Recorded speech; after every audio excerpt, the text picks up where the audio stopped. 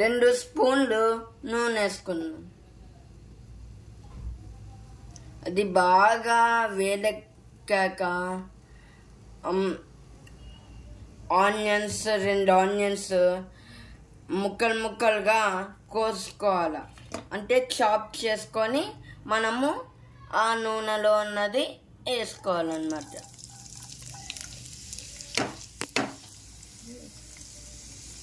అది విడివిడిగా వేయాల. అది మళ్ళీ కలిపి వేసామనుకో మనకి మీడియం ఫ్లేమ్లో బ్రౌన్ కలర్ వచ్చేంత వరకు వేపుకోవాలి. మరి మార్పగొట్టకూడదు. ఇలా బ్రౌన్ కలర్లో వచ్చేంత వరకు ఇట్లా వేపుకోవాలన్నమాట. వేపుకొని తర్వాత ఒక ప్లేట్లో అన్నది వేసుకొని చల్లార్చుకోవాలి. Okay, got it. ఇలా వేపుకున్న ఉల్లిగడ్డని చల్లారాక ఉల్లిగడ్డని గ్రైండర్లో వేసుకొని అట్లాగే కొన్ని జీడిపప్పు కూడా వేసుకున్నాం.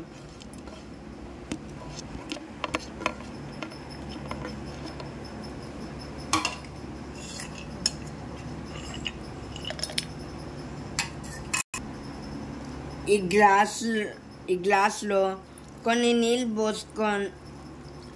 పోసుకొని గ్రైండర్లో కూడా పోసుకోవాలి. ఇలా గ్రైండ్ చేసుకోవాలి.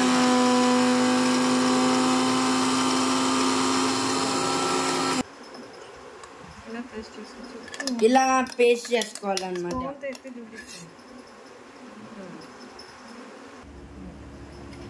ఉల్లిగడ్డలు వేపుకున్న ప్యాన్లోనే సగం మిగిలిన ఆయిల్లోనే కొంచెం ఈ స్పైసెస్ వేసుకోవాలన్నమాట. 2 బిర్యానీ ఆకులు, ఒక బిర్యానీ పువ్వు,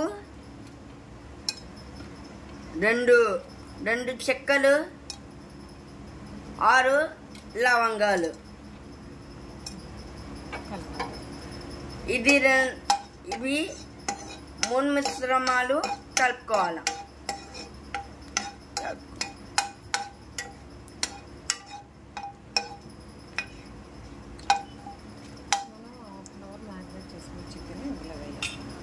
మనము ½ అన్ అవర్ మ్యాగ్నేట్ చేసుకున్న చికెన్ని ఇప్పుడు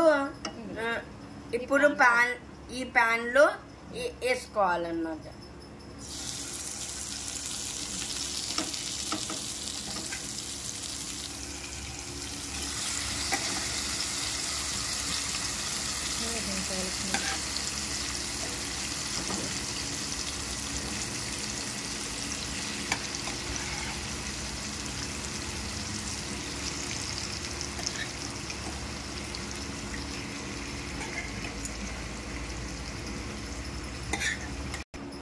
ఇప్పుడు మనం ఈ చికెన్ని కలపాలి.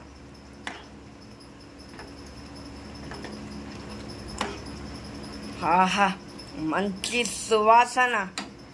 ఈ సువాసన బాగా వచ్చిందనుకో మనం చేసుకున్న చికెన్ ఆహా అద్దరిపోవాలి. ఇంకా అద్దరిపోతారు అనుకో అంతే.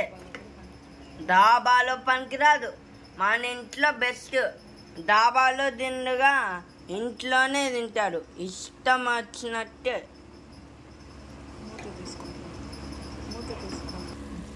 బాగా కలిపి కొంచెంసేపు మూత పెట్టుకోవాలి. ఓకే.